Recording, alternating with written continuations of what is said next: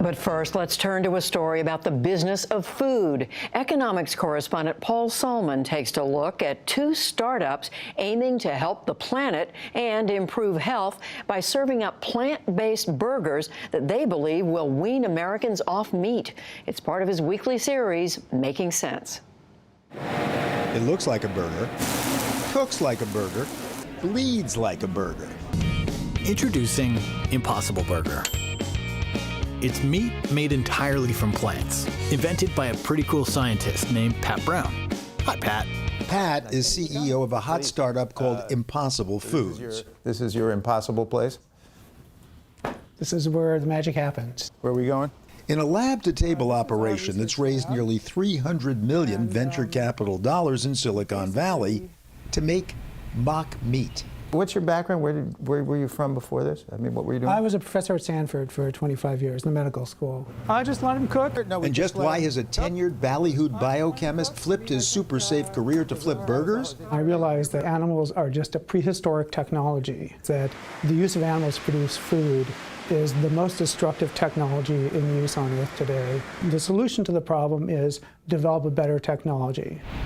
So his lab rejiggers plant molecules to replicate the fleshy flavor and texture, even the aroma. So you get the smell of the burger, right?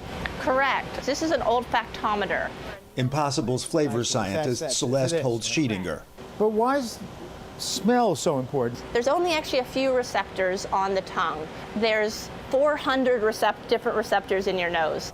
And what are the basic ingredients? So this is wheat protein. This is a protein, not starch, from potato. This is a heme. That's the secret sauce. We discovered that heme is the magic ingredient that is uniquely responsible for giving meat its meaty flavor. Or as the CEO puts it in the company's rhapsodic heme biopic, heme is a beautiful iron-containing molecule, and it's essential for pretty much life on Earth. I see there's actually a spot of blood over there. That's the heme, huh? Yeah, that red color comes from the heme molecule, the same thing that makes your blood red. We've engineered yeast to produce a protein that's normally produced by a soy plant. To Impossible's Brown, heme is the competitive edge. But competitive with whom? Turns out there's another big player in the plant-based burger business, run by another Brown, Ethan, no relation, CEO of Beyond Meat. He's gone from fuel cells to food, and he too thinks mock meat is man's gift to the planet. If we can be that group of people that separate meat from animals, that's a net plus for the human race, and it's worth investing in. Impossible has heme, Beyond Meat, peas. We can take the amino acids from peas and we can basically reset the structure so that it takes on the fibrous texture of muscle or meat. They're looking for a valuation that is greater than a 50%. Beyond's technology has its own high-profile venture investors, including Ray Lane. We had concluded that there was a sea change going on in millennials and even the next generation down from millennials in the way food was consumed, in the type of food, and the attention to health. With climate consciousness trending, investors have thrown their money at over half a dozen mock meat startups. For now, though, the game is between Impossible and Beyond.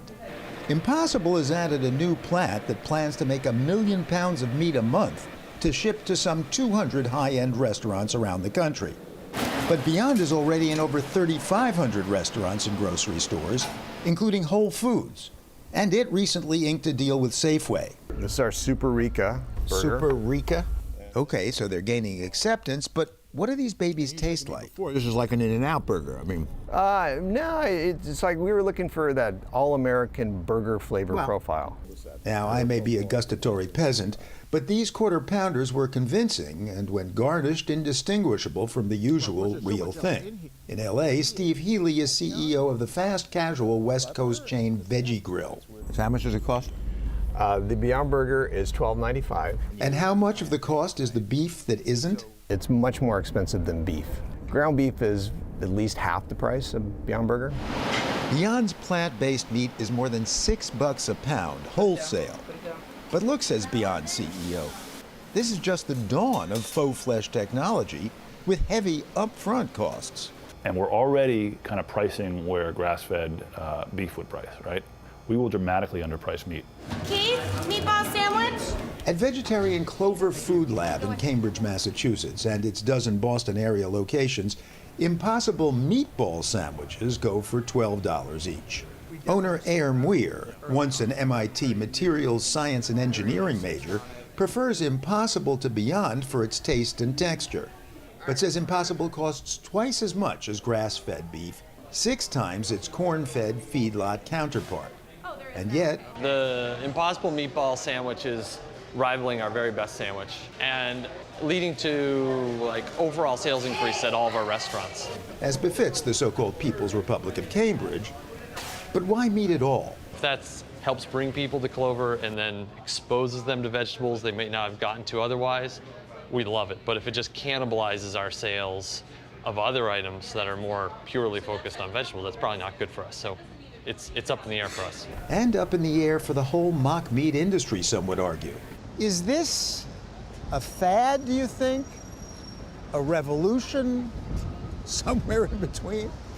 Yeah, it's probably somewhere in between. It's an experiment to see whether you can wean Americans off their beef habit. That's food aficionado Michael Pollan, who joined me at Clover. Would you invest in one of these companies? No. Is that because you're chicken as an investor? Or? The food business is tough. The people in Silicon Valley will find. The margins are just not like what they're used to. They're all investing. They all want to disrupt the food industry as they tried to disrupt the energy industry, and that didn't work. Inside Clover, the lunch rush continued. Overhead, a high-tech ceiling toyed with our lighting, bedeviling the cameraman. But the food? So now the blind taste test, not exactly. Should I close my eyes? Yeah, please, if you would. That would be good. You'd focus on. You can't tell the difference between that and a meatball sub, can you? No. Thank God for that cheese.